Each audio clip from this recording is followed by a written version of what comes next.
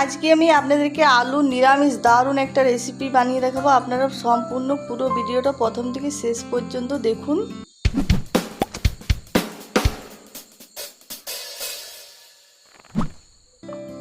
আর এই রেসিপিটা বানানোর জন্য দেখুন আমি এখানে আলু গোল করে কেটে নিয়েছি, আর আলুটা ভালো করে পরিষ্কার করে ধুয়েও নিয়েছি।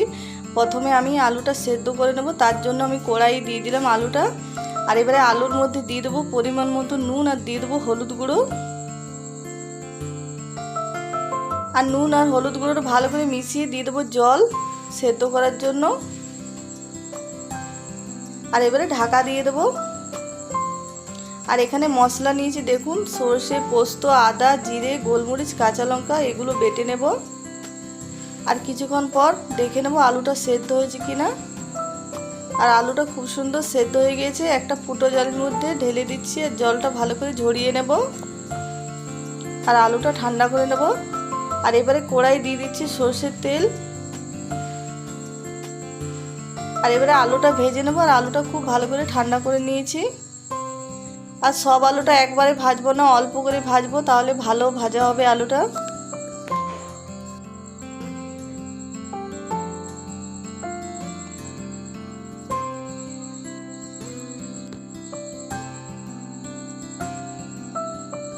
আর আলুটা দেখুন খুব সুন্দর ভালো করে ভেজে নিয়েছি, এবারে তুলে নিচ্ছি। আর সব আলুটা এইভাবে ভেজে নেব।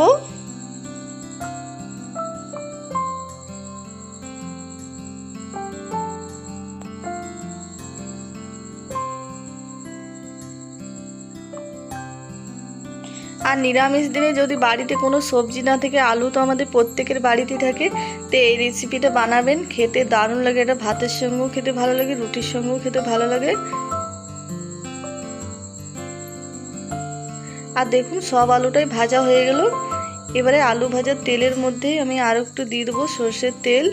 এবারে তেলের মধ্যে দিয়ে দেবো গোটা জিরে, আর দিয়ে দিলাম শুকনো লঙ্কা। আর এবারে দিয়ে দেবো এর মধ্যে টমেটো বাটা, আমি দুটো টমেটো বাটা দিয়েছি।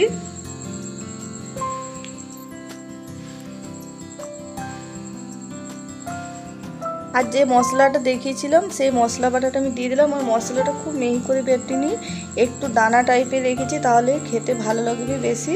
আর এবারে দিয়ে দিলাম হলুদ গুঁড়ো, পরিমাণ মতো নুন, আর দিয়ে দিলাম লঙ্কার গুঁড়ো। আর নুনটা খুব বেশি দিইনি, কারণ আলু ভাজাতে নুন দেওয়া আছে, তার জন্য একটু নুন দিলাম। আর এবারে মশলাটা খুব ভালো করে ভেজে নেব। আর মশলাটা খুব ভালো করে ভেজে নিয়েছি, এবারে দিয়ে দিচ্ছি একটু জল। আর এবারে দিয়ে দেবো চেরা কাঁচা লঙ্কা। আর এবারে ভেজে রাখা আলুটা দিয়ে দেবো।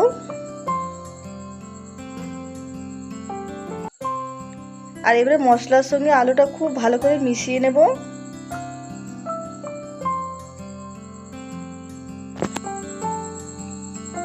আর ভালো করে মিশিয়ে কিছুক্ষণ রান্না করে নিয়েছি, এবারে নামিয়ে নেব।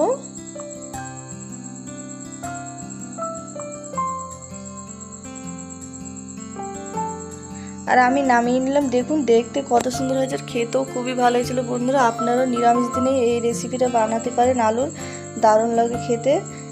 আর আজকের ভিডিওটা পছন্দ হলে লাইক, শেয়ার, কমেন্ট করবেন। যারা নতুন দেখছে তারা অবশ্যই সাবস্ক্রাইব করবেন।